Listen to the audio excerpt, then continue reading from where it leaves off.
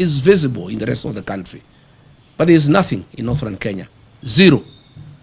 All these leaders are just here in Nairobi. But there is no accountability because they don't even allow audit to take place. They feign insecurity so that auditors do go into northern Kenya.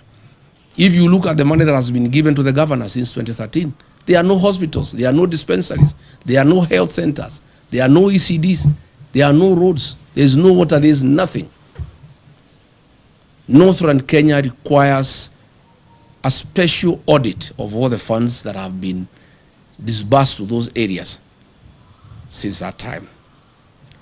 Number two, you have asked about IBC. We went to IBC and raised various issues. Of course, we did demand the removal of the CEO, and we are grateful that he has been removed. We call for a transparent and open recruitment of a CEO with no interference from the state. Further, we call upon the IBC to terminate the contracts for the mathematics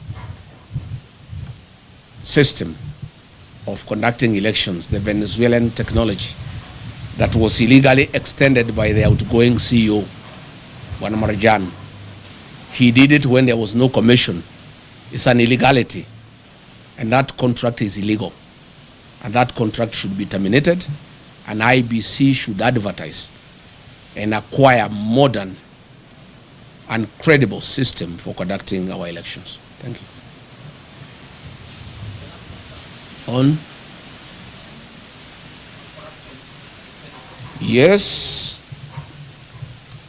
Most of these governors cannot complain of extortion.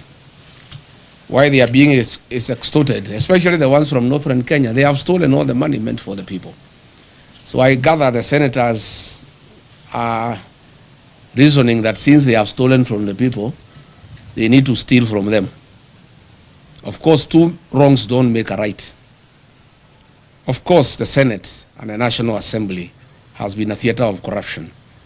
When I was being hounded out of office, the senators who hounded me out of office were given 10 million shillings each, and others 20 million.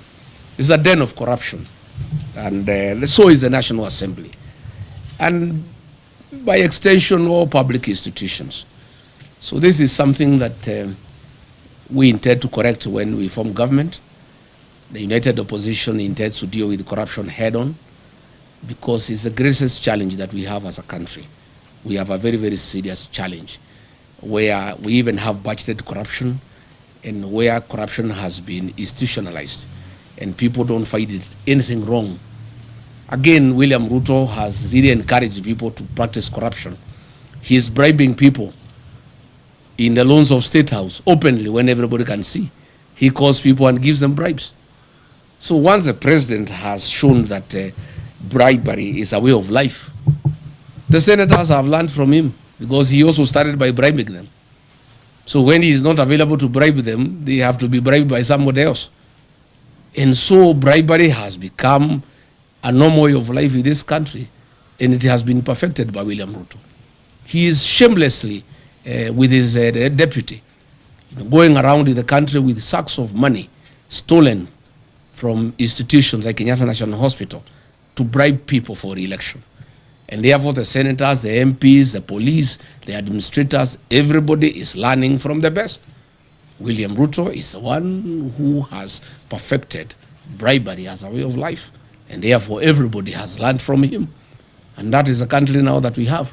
And that is why we are preparing for the next election to correct this situation by removing from office and bringing a government that is transparent and accountable.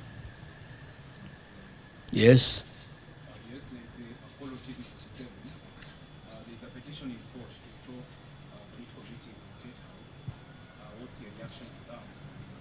Number two, how far have you gone with plans in search of the United Opposition Plan bearer, and are there any planned meetings coming up?